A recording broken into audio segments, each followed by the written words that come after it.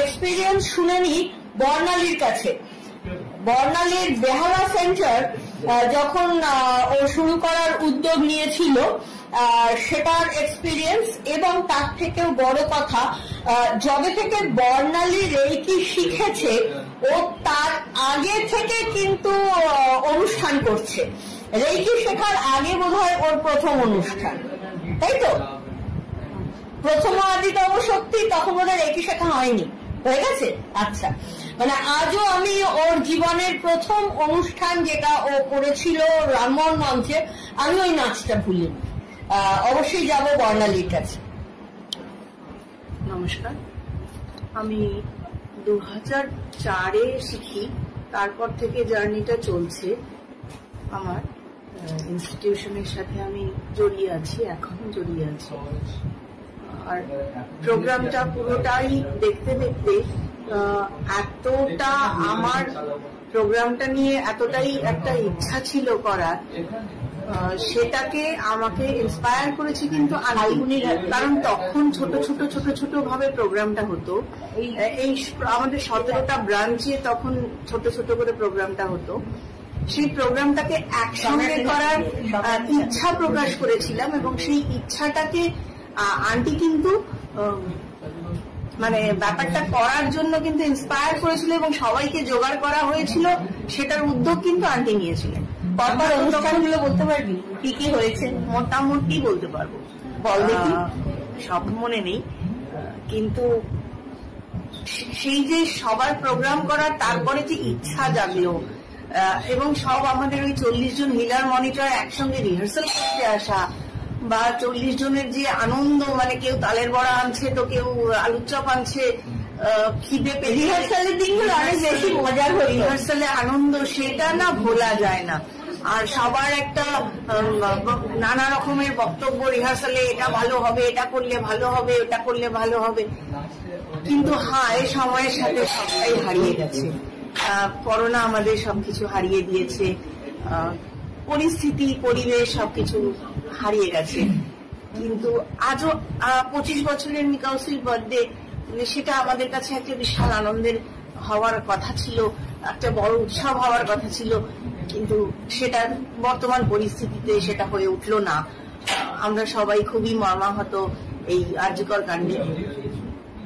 তো ইনস্টিটিউশনের প্রোগ্রাম যখন আমার প্রথম আদিতম অল্প অল্প মনে আছে, ইনস্টিটিউশনে ফিরে আসলাম, অল্প অল্প মনে আছে। আন্টি মানে যারা দেখেছে তাদের মনে আছে, আন্টির ভীষণ মনে আছে, আমার অত মনে নেই।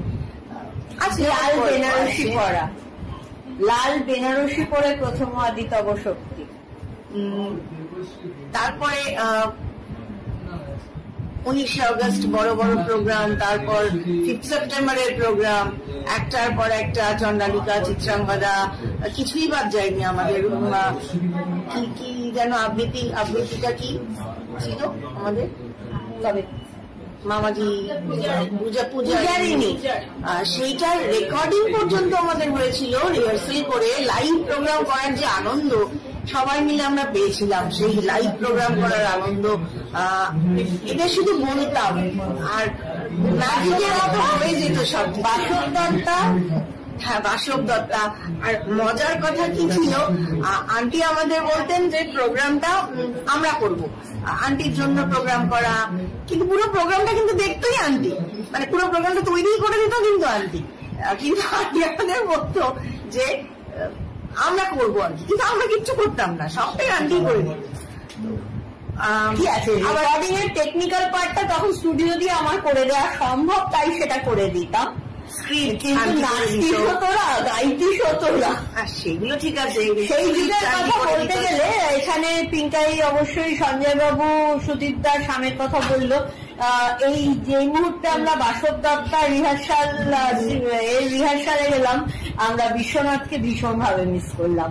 একদম, এই রেকর্ডিং গুলো কিন্তু বিশ্বনাথের জন্যই সম্ভব হতো। কাজেই রেকর্ডিং এর কথা বলতেই আমার যেটা মনে পড়লো, এবং সেই সময় রিহার্সালে অবশ্যই বিশ্বনাথের ভূমিকা একটা বিরাট ভূমিকা ছিল।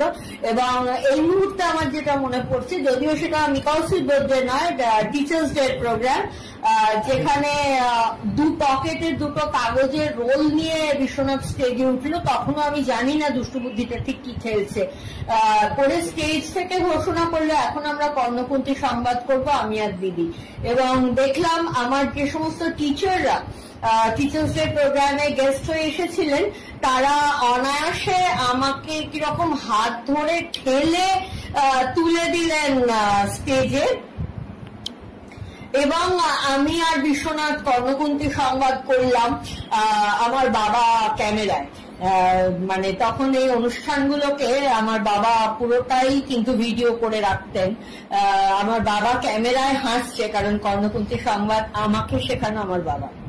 তো কাজেই আজকের অনুষ্ঠানে অনেকের কথাই মনে হচ্ছে।